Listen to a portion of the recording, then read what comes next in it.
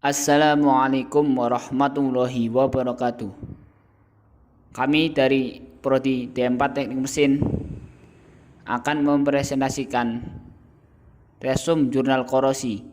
Sebelumnya, kami akan memperkenalkan diri. Perkenalkan, nama saya Muhammad Difa Sodik, NIM 19051400725. Dan saya Muhammad Khoir Kurnia Sandi, NIM 1905140741. Kami di sini menggunakan judul resume analisis laju korosi paduan aluminium ferronikel pada pH basa dengan potensiostat. Studi objektif. Yang pertama, aluminium ferronikel.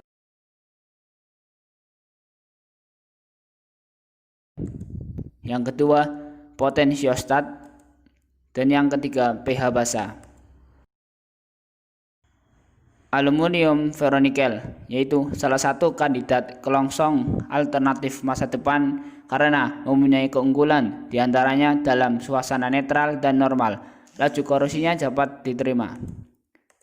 Potensiostat yaitu perangkat keras elektronik yang dibutuhkan untuk mengendalikan elektroda 3 dan menjalankan sebagian elektroanalitik eksperimen. pH basa yaitu senyawa halokromik yang ditambahkan dalam jumlah kecil ke dalam sampel. 1. Teori. Potensiostat digunakan sebagai alat elektronik pengatur perbedaan potensial antara elektroda kerja dan elektroda acuan. Alat potensiostat ini mengatur dengan memasukkan arus ke dalam sel melalui elektroda pembantu. Variabel yang diatur dalam potensiostat adalah potensial sel dan variabel yang diukur adalah arus sel. Metode yang digunakan adalah tahanan polarisasi dan metode ekstrapolasi tabel.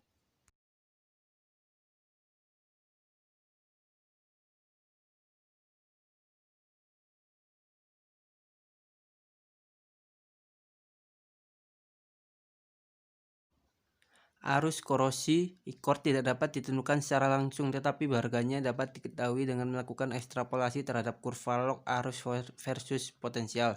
IKOR didefinisikan sebagai potensial pada saat mana kecepatan total dari semua reaksi anodik seimbang dengan kecepatan total dari semua reaksi katodik. Ketahanan korosi diukur dengan menggunakan tahanan polarisasi untuk menghasilkan parameter tahanan polarisasi atau RP. Fungsi utama dari RP adalah untuk menghitung arus korosi atau IKOR yang selanjutnya digunakan untuk menghitung laju korosi.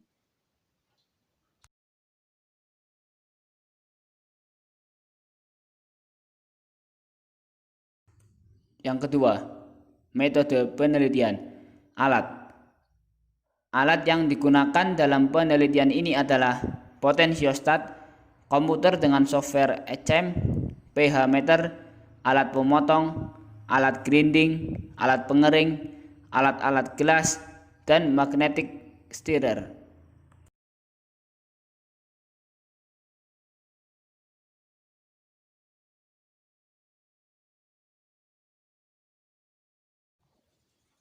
Dan untuk bahan sudah tertera.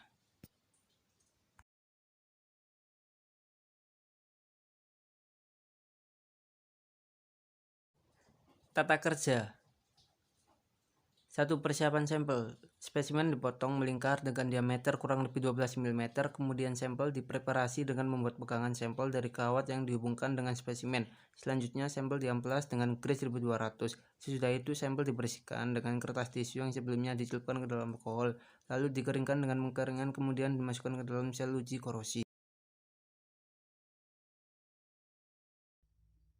Yang kedua, pembuatan larutan.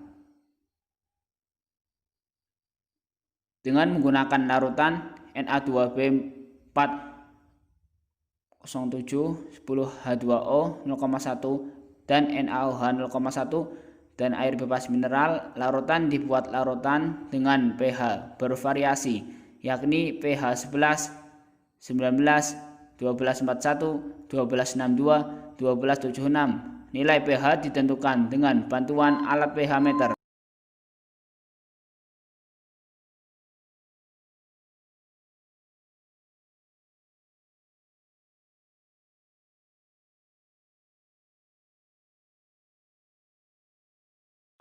Pengujian korosi. Penentuan laju korosi dan pengamatan fenomena korosi dilakukan setelah kondisi sistem mencapai kondisi steady state, yaitu terjadinya reaksi keseimbangan antara bahan paduan dan larutan. Hal ini dilakukan melalui scan potensial terhadap waktu dengan menggunakan cara open circuit potensial dengan kecepatan 0,5 mV per detik selama periode waktu tertentu.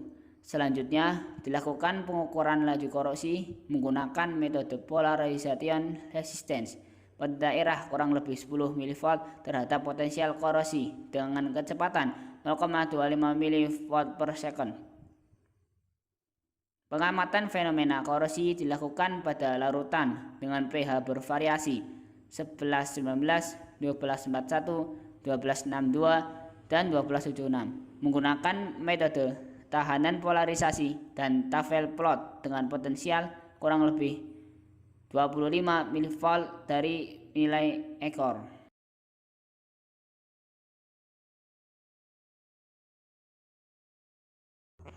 Yang ketiga, hasil dan pembahasan. Arus yang terukur merupakan arus total. Bila suatu potensial yang tidak sama dengan ekor diberikan pada suatu sistem, maka akan terjadi polarisasi, sehingga terjadi reaksi reduksi dan oksidasi. Dengan demikian, iret dan lux pada ekor dapat ditentukan. Arus ini disebut arus korosi yang sebanding dengan laju korosi. Sesuai dengan persamaan satu besarnya, arus korosi pada setiap spesimen akan bertambah seiring dengan bertambahnya pH medium dalam sel korosi. Tampak bahwa arus korosi bertambah dengan bertambahnya pH. Ini sesuai dengan persamaan 2. Sementara ekor mengalami penurunan seiring bertambahnya pH larutan.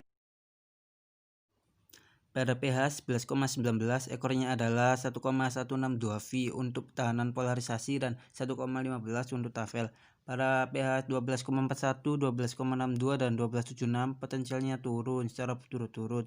Hal yang sama juga berlaku dengan menggunakan metode tafel.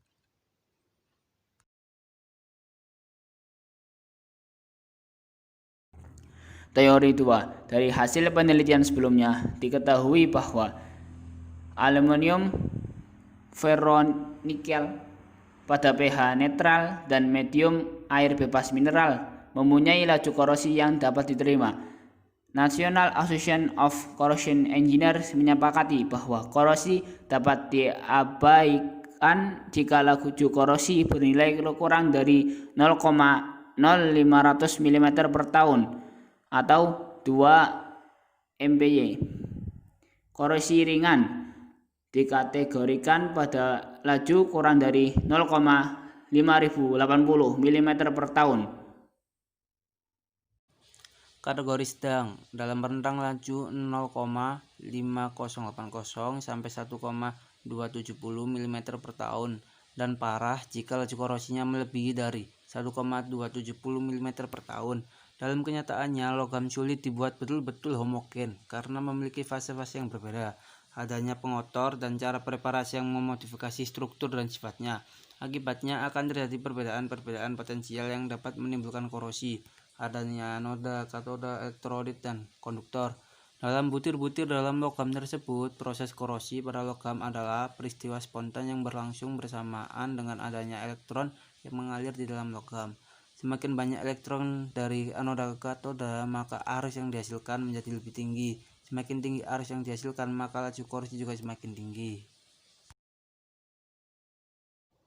4. Kesimpulan. Dengan menggunakan pH medium korosif sebesar berturut-turut 11,19, 12,41, 12,62, dan 12,76, diperoleh laju korosi yang meningkat baik dengan metode tahanan polarisasi maupun dengan metode tabel.